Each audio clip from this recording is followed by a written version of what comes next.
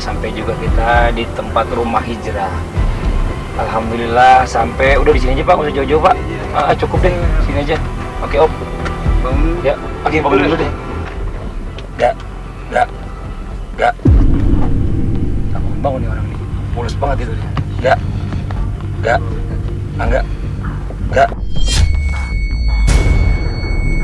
Assalamualaikum. Waalaikumsalam. Waduh, gimana Bang Fadli? Ani tungguin di sono nggak turun-turun. Ani juga udah mau turun tadi Ustadz, tapi ini dibangunin kagak bangun-bangun, gimana ceritanya? Ini bisa. Tinggal tidur, jadi nggak bangun-bangun. Tadi perjalanan juga tidur, sampai sekarang dibangunin kagak bangun juga. Ini target kita yang suka konsumsi obat-obat terlarang. Iya dia yang macam-macam sih kata-katanya. Jangan-jangan nih efek sisaan kali ini, Bang Fadli. Masa Ustadz?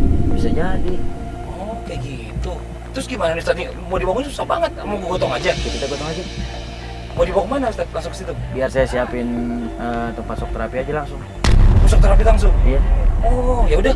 Terus gimana? Kita gotong berdua atau ada anak santri pada kemana? Boleh ada tim bantu. Ada tim ini bantu kita. Iya tolong deh.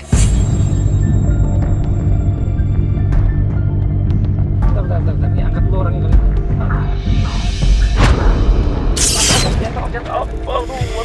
Ini gimana Bang? Ayo udah nyampe kita.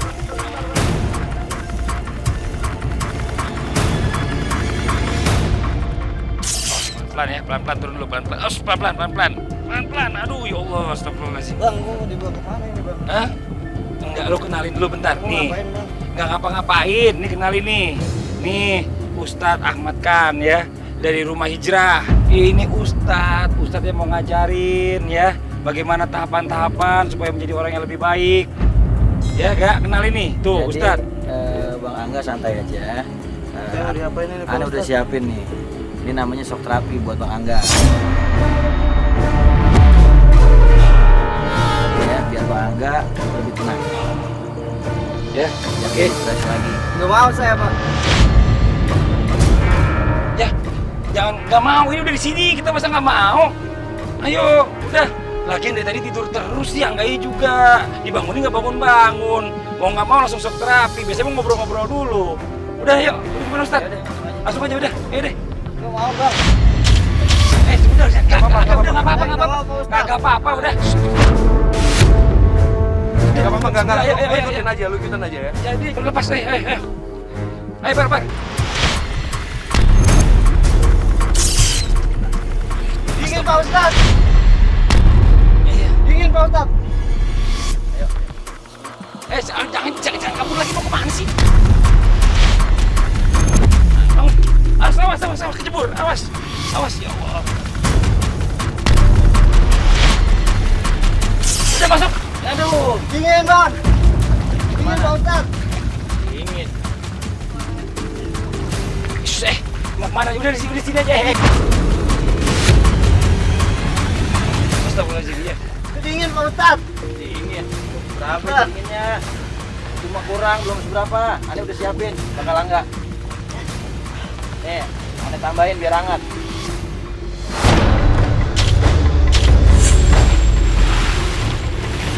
Wah. Bismillahirrahmanirrahim.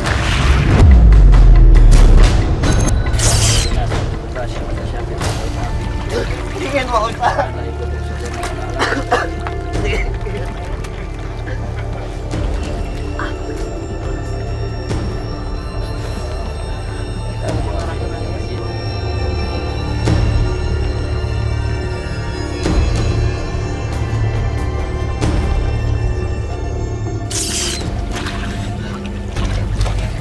Ustadz.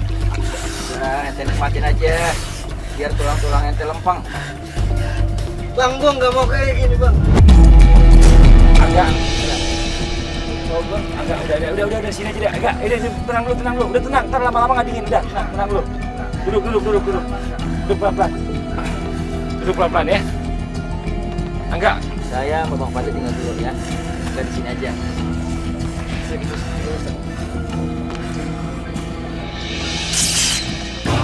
Nggak Pak Ustadz. Dingin Pak Ustadz. Pak Ustadz, dingin. Ustadz. Udah Pak. Pak Ustadz. Udah Pak.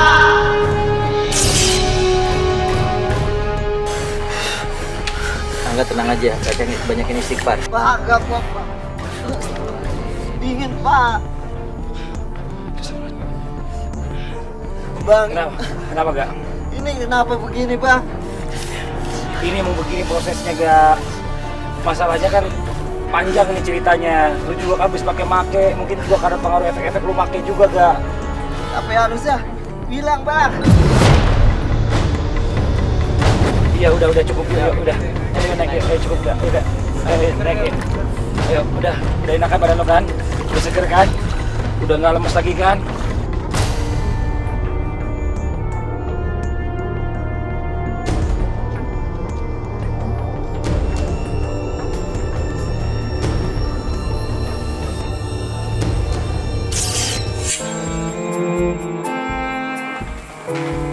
Angga, Pak Ustadz. gimana? Udah agak segeran? Alhamdulillah Pak. Sebelumnya, aneh mohon maaf. Tadi nggak maksud nyakitin ente. Tapi memang proses yang ada di shock therapy di rumah hijrah tujuannya untuk menenangkan, ya, untuk menenangkan biar ente juga lebih seger, biar efek-efek sesuatu yang ente konsumsi itu dari sesuatu yang haram itu bisa hilang. Nih, kita ganti dulu. Udah aneh bawain kain sarung, baju koko. Ayo kita pakai.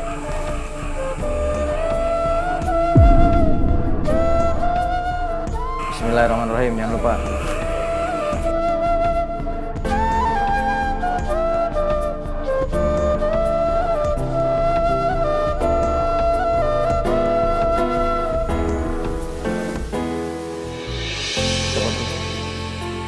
Posisi ini udah yang ini aja, jadi tinggal narik. Nah, Rasulullah SAW jelasin di dalam hadisnya, la'anallah al-mutasyabihina minar rijal bin nisa wal mutasyabihati minan nisa birijal. Sesungguhnya Allah Subhanahu wa taala melaknat laki-laki yang menyerupai perempuan, perempuan yang menyerupai laki-laki. Teh kelas ridho aneh ambil. Ridho Pak Ustadz. Alhamdulillah. Saya tinggal dulu ya. Ya.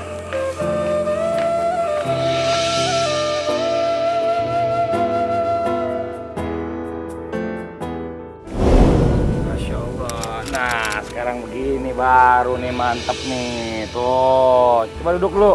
Masya Allah. Ustadz nih langsung aja nih ya, kita coba masuk nih ke segmen muhasabah. Ini Masya Allah luar biasa ya. Tadi kalau kita ngerasa ini adalah sesuatu kejadian yang pertama kali nih. Sejak kita ada di bekal sebelum ajal, orang baru datang langsung dikasih shock terapi. Ini kenapa begitu nih Ustadz? Jadi begini Bang Fatih, Mas Angga ini datang. Kita sama-sama tahu dia dalam keadaan masih ada efek dari obat-obatan yang dia konsumsi, obat terlarang yang dia konsumsi, sehingga dia jadi tidak sadarkan diri. Maka kita langsung shock terapi biar dia bisa sadar, biar dia merasakan bagaimana dirinya yang sebenarnya. Oke kalau gitu langsung aja ya. Langsung aja ceritain apa yang mau diceritain sama Pak Ustadz. Mudah-mudahan dapat solusinya hari ini. Ya, silakan Ustadz, mohon izin. Ya. Masya Allah, Mas Angga kalau begini kan lebih terlihat indah dipandang. Ya, mudah-mudahan Mas Angga bisa ikutin semua metode yang ada di rumah hijrah dengan keikhlasan hati, dengan tujuan niat yang tulus untuk berubah menjadi hamba yang lebih baik, yang dicintai oleh Allah Subhanahu wa taala, menjadi kebanggaan Rasulullah. Emang apa aja yang udah pernah Mas Angga lakuin? Saya belum lama nikah Pak Ustadz. Sekarang saya punya anak 3 bulan. Terus terang istri saya sekarang lagi pergi ke rumah ibunya, kabur Pak Ustadz. Tinggalin saya. Ya, saya nggak tahu ya Pak Ustadz namanya rumah tangga. Saya udah ngelakuin apa aja Pak Ustadz demi anak istri saya. Nyari uang buat mereka, buat makan mereka saya. Tapi ya keadaan sekarang tahu sendiri Pak Ustadz, nyari duit nggak segampang itu Pak Ustadz. Makanya saya obat-obatan pelarang Pak Ustadz. Astagfirullahaladzim. Mas Angga, jangankan orang yang mengkonsumsi obat-obat terlarang, orang yang membuatnya saja dilaknat oleh Allah Subhanahu wa taala. Apalagi Mas Angga Angga mengkonsumsi juga, mengedarkan juga buat orang lain. Maka begitu banyak kesalahan yang dilakukan. Sumiyal khamra li'annahu yukhamirul ukul. Kata ulama, dinamakan khamar karena dapat merusak akal saraf manusia. Maka jangan dikonsumsi, apalagi dijual untuk orang lain, berarti mencelakakan.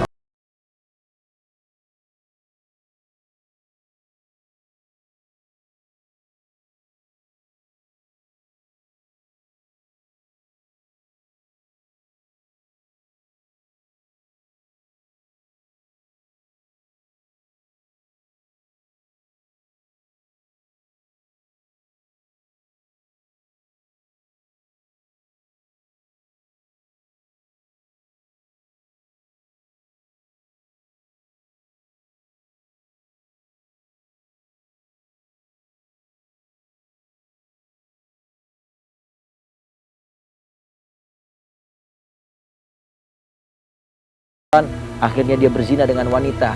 Lalu dia takut wanita itu membeberkan aibnya kepada orang, dia bunuh juga wanita itu. Maka dari mabuk-mabukan, dari konsumsi obat terlarang, itu menyebabkan berzina dan membunuh orang. Mau gimana lagi Pak Ustadz? Dengan tato saya begini aja orang sudah mandang saya jelek Pak Ustadz. Udah nggak ada bagusnya di mata mereka Pak Ustadz. Mas Angga yang sabar. Orang mau berubah baik, mau hijrah ke jalan Allah Subhanahu wa Ta'ala itu banyak sekali ujiannya. Jangan dengerin apa kata orang. Ketika orang memandang kita dengan sebelah mata, selama niat kita sudah betul-betul ikhlas, mau berubah, mau bertobat, kembali kepada Allah Subhanahu wa Ta'ala, maka jangan dengarkan omongan orang. Maka dengan tobat ini saya masih bisa diberi maaf Pak Ustadz. Subhanallah. Betul, Mas Angga mau bertobat. Betul Pak Ustadz. Hal apa yang membuat motivasi dalam diri Mas Angga sehingga Mas Angga itu mau bertobat? Anak istri saya Pak Ustadz. Kenapa anak istri Mas Angga? Istri saya ninggalin saya Pak Ustadz, dua anak saya. Itu semua kan karena disebabkan perbuatan Mas Angga sendiri.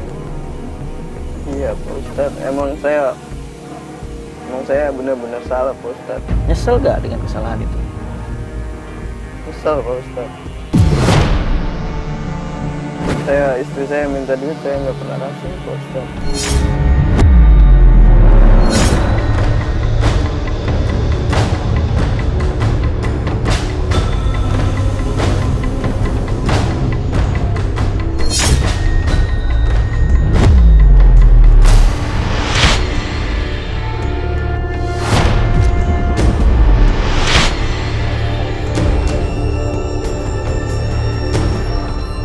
Kenapa? Karena Mas Angga gak ada uang?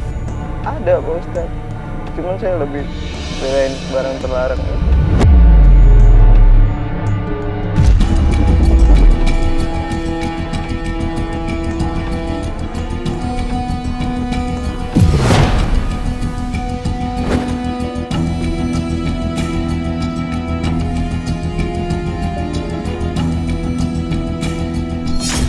Astagfirullahaladzim. Anak dan istri itu titipan dari Allah Subhanahu wa Ta'ala. Jaga amanah yang Allah titipkan kepada Mas Angga. Dari setiap rezeki yang Mas Angga dapatkan, itu ada hak mereka. Mereka berhak untuk menerimanya. Bukan Mas Angga malah membelanjakannya untuk hal-hal yang diharamkan oleh Allah. Dengan saya bertobat, anak istri saya mau balik lagi ke saya Pak Ustadz. Insya Allah. Yakin kepada Allah Subhanahu wa Ta'ala. Kalau kita mau bertobat kembali kepada Allah Subhanahu wa Ta'ala, maka Allah akan berikan kita kemudahan dalam kesulitan kita. Pak Allah masih mau nerima saya Pak Ustadz. Pasti. Selama taubatnya Mas Angga taubatan nasuha, mau kembali kepada Allah dengan sebenar-benarnya. Karena syaratnya taubatan nasuha ada 4 Mas Angga. Yang pertama adalah anada, menyesali perbuatan dosa yang pernah kita lakukan. Yang kedua, al-iglau anidzambi, meninggalkan dosa itu untuk selamanya. Yang ketiga, al-azmu an la yauda, berjanji di dalam diri ini bahwa tidak akan kembali melakukan dosa walaupun hanya cuma sebentar saja.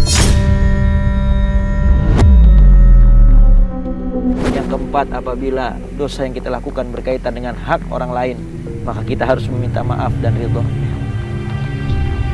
Saya yakin insya Allah kalau Mas Angga betul-betul tobat dan nasuha, Allah akan mengampunkan kesalahan Mas Angga. Ustaz, saya kangen banget sama anak saya, Pak Ustaz. Tolong bimbing saya, Pak Ustaz, dalam tobatannya, Pak Ustaz. Sabar Mas Angga. Allah Subhanahu wa Ta'ala sudah memberikan kemudahan Mas Angga untuk kembali ke jalan Allah. Karena ketika Allah menginginkan hambanya ada dalam kebaikan, maka Allah akan siapkan segala hal untuk sampai kepada kebaikan itu. Tolong, Pak Ustaz. Insya Allah saya akan bantu semua usaha. Mudah-mudahan Mas Angga bisa mengikuti semua metode yang ada di Rumah Hijrah dan bisa digabulkan semua apa yang Mas Angga inginkan. Amin, Pak Ustaz.